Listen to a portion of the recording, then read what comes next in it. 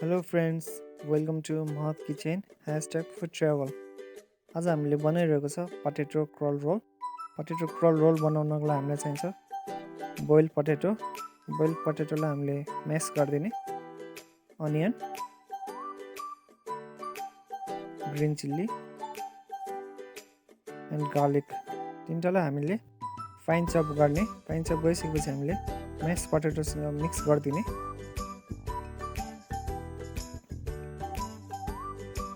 Mix भइसकेपछि हामीले दुईवटा हातमा थोरै ओइल लगेर मिक्स भएको पटेटो म्यासलाई हामीले सिलिन्डर आकार दिने। अनि अर्को भाँडामा हामीले थोरै मैदा हाल्ने, थोरै सुजी,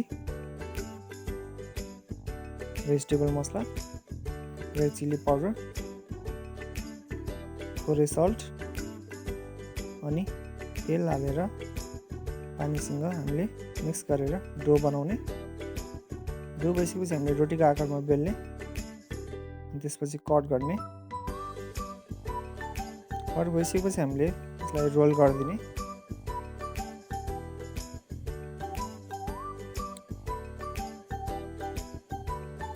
रोल भइसकेपछि हामीले ग्यास रेन्ज अन गर्ने।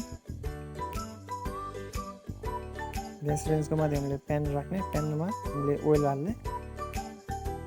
हिट भइसकेपछि हामीले पटेटो क्रल रोललाई फ्राई गरिदिने।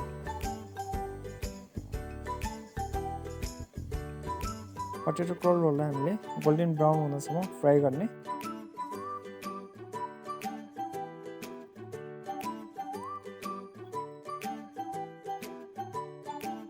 गोल्डन ब्राउन भइसकेपछि हामीले पटेटोको उसलाई निकालेर हामीले उस प्लेटमा हाल्ने।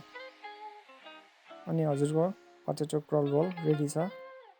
घरमा बनाएर इन्जोय गर्नु होला।